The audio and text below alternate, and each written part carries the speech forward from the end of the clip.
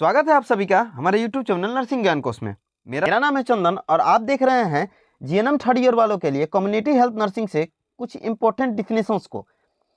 आशा करते हैं वीडियो पसंद आएगा। अगर वीडियो पसंद आता है तो हमारे चैनल को जरूर सब्सक्राइब कीजिए, साथ ही वीडियो को लाइक तथा अपने दोस्तों में भी जरूर शेयर कीजिए। चलिए बढ़ते हैं आज के पहले क्वेश्चन की तरफ। आज का पहला क्वेश्चन है जनन एवं शिशु स्वास्थ्य यानी रिप्रोडक्टिव एंड चाइल्ड हेल्थ, जिसे आरसीएच के नाम से जानते हैं। यह एक कार्यक्रम है जिसे 15 अक्टूबर 1997 में लागू किया गया था। इसका पूरा नाम रिप्रोडक्टिव एंड चाइल्ड हेल्थ होता है। इस कार्यक्रम का मुख्य उद्देश्य नवजात शिशु एवं मातृ मृत्यु दर को कम करना है। इसके अंतर्गत महिला को गर्भावस्था पर, शिशु को जन्म देने पर व उसके बाद एवं नवजात शिशु को बेहतर व उचित स्वास्थ्य देखभाल प्रदान की जाती है। ठीक है, ये एक स्वास्थ्य कार्यक्रम है जिसमें जननी और जो जन्म लेता है शिशु उसके स्वास्थ्य संबंधित देखभाल को किया जाता है। ये 15 अक्टूबर 1997 में लागू हुआ था।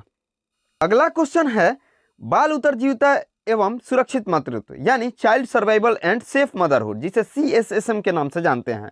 यह भी एक कार्यक्रम है जिसे अगस्त 1992 में लागू किया गया था। इसका भी उद्देश्य नवजात शिशु एवं मातृ मृत्यु दर को कम करना था। इस कार्यक्रम का क्रियान्वयन भारत सरकार द्वारा विश्व बैंक व यूनिसेफ के आर्थिक सहयोग द्वारा किया जाता है। यानी ये भी एक कार्यक्रम है जिसका शुरुआत 1992 में हुआ था और इसका भी उद्देश्य नवजात शिशु और मातृ मृत्यु दर को कम करना है। इस कार्यक्रम का जो इम्प्लीमेंटेशन है वह भारत सरकार, विश्व बैंक और यूनिसेफ के द्वारा मिलकर करती है। अगला क्वेश्चन है सेवारत शिक्षा इन सर्विस एजुकेशन यानी सर्विस में होते हुए एजुकेशन। सेवा में कार्यरत व्यक्ति द्वारा शिक्षा ग्रहण करना ही सेवारत शिक्षा कहलाता है। यानी किसी सर्विस में होते हुए भी अगर वो शिक्षा ग्रहण कर रहे हैं तो उसे हम लोग सेवारत शिक्षा बोलते हैं। इससे ज्ञान निरंतर बढ़ता रहता है, चिकित्सीय क्षेत्र में आने वाली नई तकनीकों से परिचय रहता है, वह नर्स की कार्य क्षमता में सुधार होता है। यानी जो सेवारत शिक्षा होता है उससे ज्ञान तो निरंतर बढ़ता ही है, साथ ही नई नई तकनीकों से भी परिचय होता है, जिससे कार्य क्षमता में और ज़्यादा सुधार होता है। अगला क्वेश्चन है व्यावसायिक स्वास्थ्य सेवा यानी ऑक्यूपेशनल हेल्थ सर्विसेज।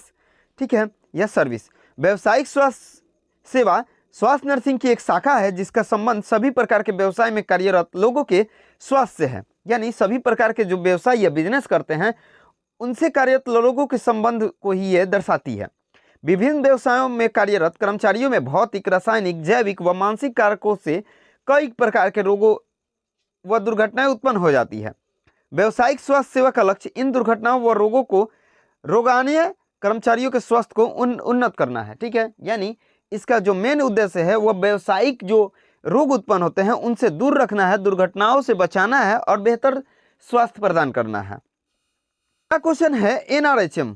ठीक है, यानी नेशनल रूरल हेल्थ मिशन, राष्ट्रीय ग्राम स्वास्थ्य मिशन कार्यक्रम।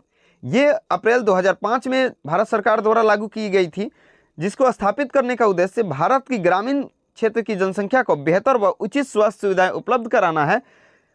NRHM को संपूर्ण भारत में लागू किया गया था, लेकिन इसके अंतर्गत अधिक ध्यान EAG यानी एम्पावर्ड एक्शन ग्रुप राज्य व उत्तर पूर्वी राज्य जम्मू कश्मीर व हिमाचल प्रदेश पर अधिक दिया गया था।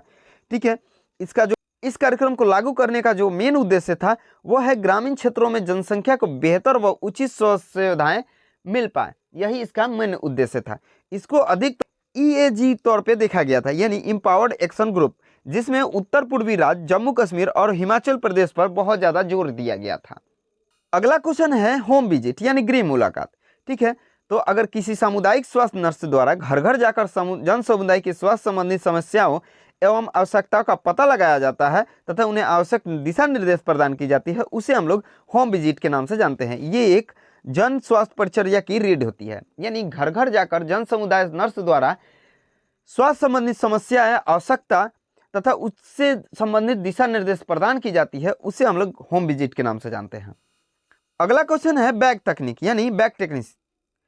बैग चमड़े, कैनवास तथा हल्की धातु का बना हुआ होता है, जिसे सामुदायिक स्वास्थ्य नर्स गृह मुलाकात के समय अपने साथ रखती है तथा परिवार में आवश्यकता अनुसार नर्सिंग सेवा में उसमें रखे हुए उपकरणों का इस्तेमाल करती है। यानी ये एक बैग होता है जिसमें बहुत सारा उपकरण, दवा और आवश्यकता अनुसार चीज़ें होती हैं, जिसका इस्तेमाल जो नर्स होती हैं वो होम विजिट के दौरान करती हैं। आगे बढ़ते हैं। अगला क्वेश्चन है रेफरल प्रणाली। ठीक है, रेफरल प्रणाली नॉर्मल रेफरल प्रणाली वह होती है जिसके द्वारा रोगी को उसके जैविक चिन्हों को बनाए रखते हुए उचित सुविधा युक्त स्वास्थ्य केंद्र पर भेजा जाना होता है। ठीक है, यानी उसके वाइटल साइन को ध्यान में रखते हुए उचित सुविधा से लैस स्वास्थ्य केंद्र पर भेजा जाना ही रेफरल कहलाता है। ठीक है, जैसे पीएससी से सीएससी ट्रांसफर करना, सीएससी से सदर अस्पताल वगैरह, सदर अस्पताल से किसी मेडिकल कॉलेज में स्थानांतरण रेफरल कहलाता है। अगला क्वेश्चन है एड्स को डिफाइन करना है। ठीक है, जो एसटीडी रोग है एड्स, उसको डिफाइन करना है। तो ये एक एचआईवी जनित वायरस रोग है जिसे एक्वायर्ड इम्यूनोडिफिशियेंसी सिंड्रोम के नाम से जानते हैं। ठीक है, एड्स जो है वो एचआईवी नाम करके वायरस के कारण फैलने वाला एक गंभीर संक्रामक रोग है जिसका पूरा नाम एक्वायर्ड इम्यूनोडिफिशियेंसी सिंड्रोम होता है। ठीक है, एचआईवी संक्रमण एक प्रगतिशील यानी प्रोग्रेसिव इन्फेक्शन है जिसके कारण संक्रमित व्यक्ति के रोग प्रतिरोधक क्षमता धीरे धीरे कम होती है। फलस्वरूप बाद में संक्रमण जो दूसरे और संक्रमण है वो बढ़ जाते हैं और अंततः मृत्यु हो जाती है। अगला क्वेश्चन है जनसांख्यिकी। ठीक है, यानी जिसे डेमोग्राफी के नाम से जानते हैं। जनसंख्या का सांख्यिकी अध्ययन ही जनसांख्यिकी यानी डेमोग्राफी कहलाता है। ठीक है, अगर किसी समुदाय के जनसंख्या का अध्ययन कर रहे हैं तो उसे हम लोग जनसांख्यिकी बोलते हैं। इसके अंतर्गत मुख्य रूप से जनसंख्या संबंधित 3 तत्वों का अध्ययन किया जाता है। ठीक है, अगला क्वेश्चन है स्वास्थ्य दल यानी हेल्थ टीम। 2 या अधिक सदस्यों का समूह जो कि समुदाय के बेहतर स्वास्थ्य सेवाओं के नियोजन एवं क्रियान्वयन हेतु एक दूसरे के प्रति सहयोगात्मक रवैया रखते हुए कार्य करता है, स्वास्थ्य दल कहलाता है। यानी 2 से अधिक सदस्यों का वैसा समूह जो समुदाय यानी कम्युनिटी तौर पे बेहतर स्वास्थ्य सेवाओं के नियोजन यानी प्लानिंग तथा इम्प्लीमेंटेशन हेतु एक दूसरे के प्रति सहयोगात्मक यानी साझेदारी में कार्य करते हैं, उसी को हम लोग स्वास्थ्य दल के नाम से जानते हैं। अगला क्वेश्चन है जिला जन स्वास्थ्य नर्स यानी district public health nurse, DPHN।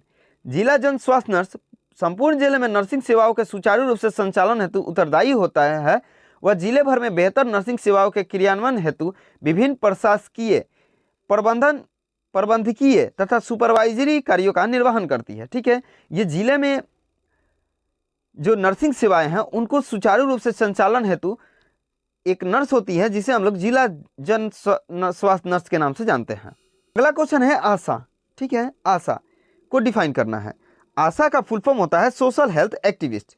ठीक है, ग्रामीण क्षेत्रों में प्रति 1000 की संख्या पे एक आशा को नियुक्त किया जाता है। ये कार्यकर्ता अपने क्षेत्र में आवश्यक स्वास्थ्य सुविधाएं और परामर्श प्रदान करती हैं। आशा राष्ट्रीय ग्रामीण स्वास्थ्य मिशन का एक महत्वपूर्ण अंग है। आशा जो होती हैं वो नेशनल रूरल हेल्थ मिशन का एक अभिन्न अंग है जिसका फुल फॉर्म होता है सोशल हेल्थ एक्टिविस्ट। ठीक है, ये भारत सरकार द्वारा प्रति 1000 की जनसंख्या पे एक नियुक्त की जाती है। इसका कार्य जो स्वास्थ्य सुविधाएं हैं वो अपने क्षेत्रों में प्रदान करना होता है।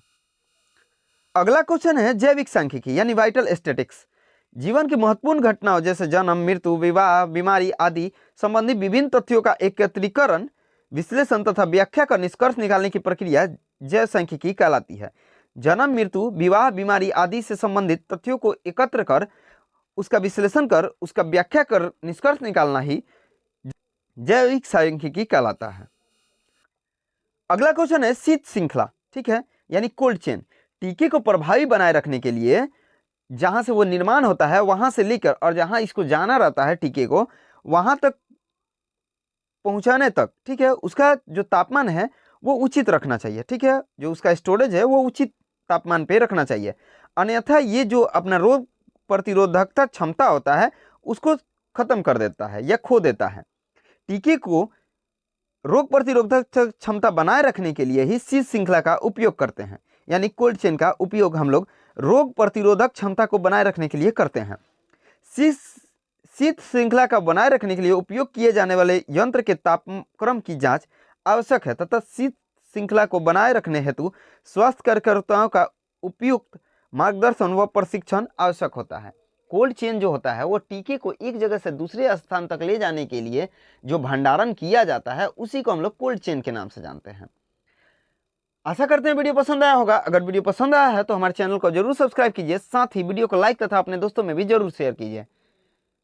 अगर आप इस वीडियो से संबंधित पीडीएफ को देखना चाहते हैं तो हमारे डिस्क्रिप्शन बॉक्स में लिंक मौजूद है जिस पे आप टाइप करके पीडीएफ को देख सकते हैं। आज के लिए बस इतना ही, मिलते हैं नेक्स्ट वीडियो में, तब तक के लिए धन्यवाद।